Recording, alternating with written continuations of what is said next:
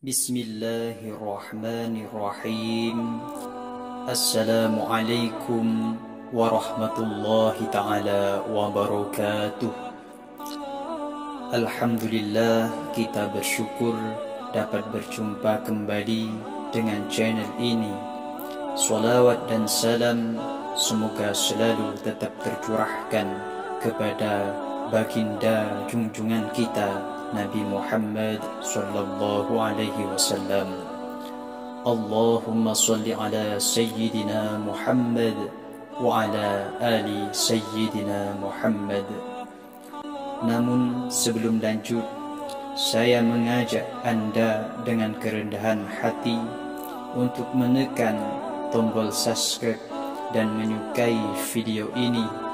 Dengan begitu, Anda juga ikut serta dalam mensyiarkan kebaikan dunia dan akhirat. Serta bagi Anda yang telah mensubscribe dan menyukai video ini, saya mendoakan semoga Allah melimpahkan rahmat dan rizki yang cukup serta berkah kepada Anda, dimudahkan segala urusannya, hidupnya berkecukupan dan mendapatkan ridha Allah di dunia dan di akhirat.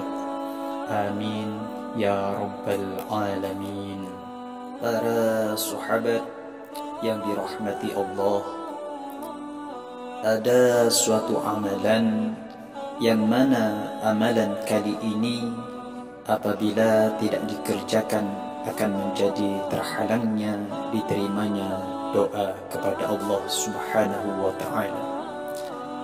Amalan tersebut ialah membaca solawat. Di antara syarat berdoa kepada Allah adalah mengawalinya dengan membaca solawat kepada Nabi sallallahu alaihi wasallam. Sebab bacaan solawat ini adalah sebagai sarana untuk menebus hijab yang menghalangi doa tersebut sampai kepada Allah. Selain itu, salawat juga berfungsi sebagai wasilah agar doa yang dipanjatkan terkabul. Para sahabat yang dirahmati Allah, ada kisah menarik yang bisa dijadikan pelajaran berkaitan dengan doa yang tidak didahului dengan salawat, sebagaimana yang diceritakan dalam riwayat berikut ini. Ada orang soleh yang tekun beribadah kepada Allah. Ketika ia sedang melakukan solat, dalam tahiyatnya, tasyahudnya, ia lupa tidak membaca solawat pada Nabi sallallahu alaihi wasallam. Maka saat tidur ia bermimpi melihat Rasulullah. Lantas beliau bertanya kepadanya, "Kenapa kamu lupa membaca solawat kepadaku?" Jawab orang soleh, "Ya Rasulullah, aku sibuk memuji Allah dan menyembah kepadanya sehingga aku lupa membaca solawat kepadamu." Rasulullah kemudian berkata, "Apakah kamu tidak mendengar kataku bahwa semua amal dihentikan dan doa-doa ditahan sebelum dibacakan solawat untukku?" Beliau melanjutkan sabdanya, "Sekiranya ada seseorang pada hari kiamat yang membawa semua kebaikan dari seluruh penduduk dunia, sedang di antaranya tidak ada solawat untukku, maka kebaikan-kebaikan itu ditolak dan tidak diterima." Lupa membaca solawat saja mendapat teguran Rasulullah, apalagi dengan sengaja tidak membaca solawat sebelum berdoa, tentu doanya tidak akan terkabulkan oleh Allah, sebab membaca solawat sebelum berdoa adalah sebagian dari adab berdoa.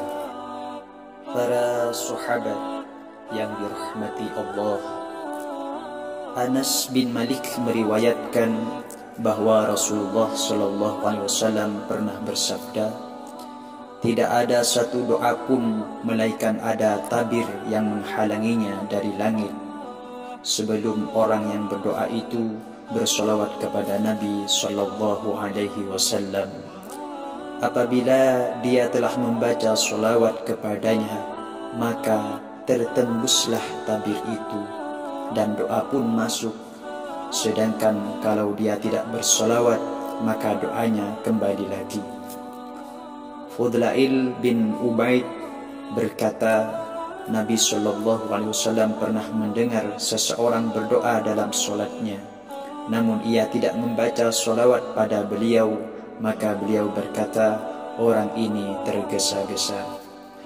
Kemudian orang itu dipanggilnya, lalu beliau berkata kepadanya juga pada yang lain, apabila salah seorang dari kalian berdoa, maka mulailah dengan memuji kepada Allah dan memujanya. Kemudian ucapkanlah solawat atas Nabi sallallahu alaihi wasallam. Setelah itu barulah berdoa apa yang ia kehendaki.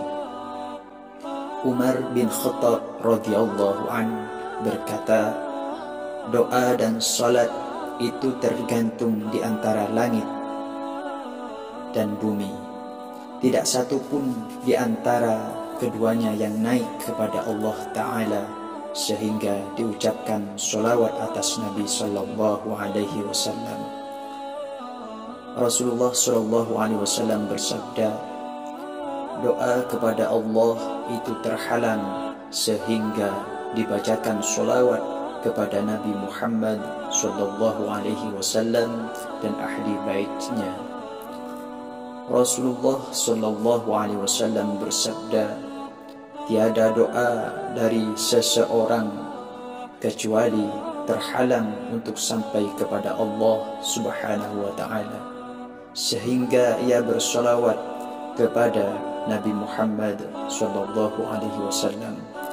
Maka dengan demikian terbukalah hijab atau penghalang itu dan akhirnya terkabullah doanya. Fadlalah bin Ubaid berkata, Rasulullah sallallahu alaihi wasallam pernah mendengar seseorang berdoa dalam solat dengan tidak lebih dahulu memuji kepada Allah dan membaca solawat atas Nabi sallallahu alaihi wasallam.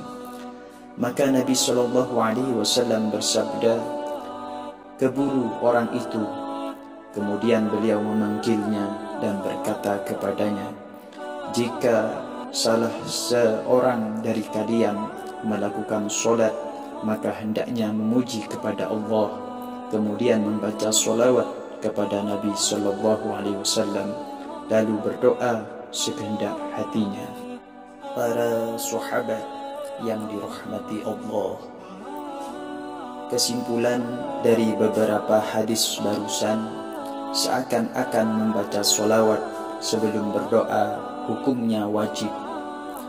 Maka kasihan sekali orang yang tidak memahami etika dalam berdoa.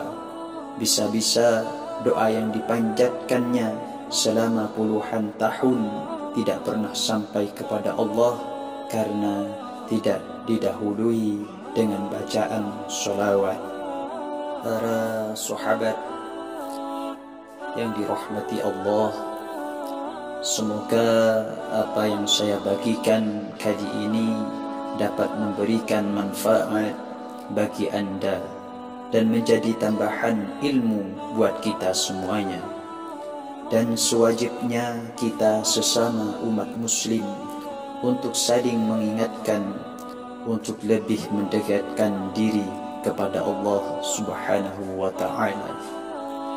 Dan jika dianggap video ini bermanfaat, silahkan dibagikan.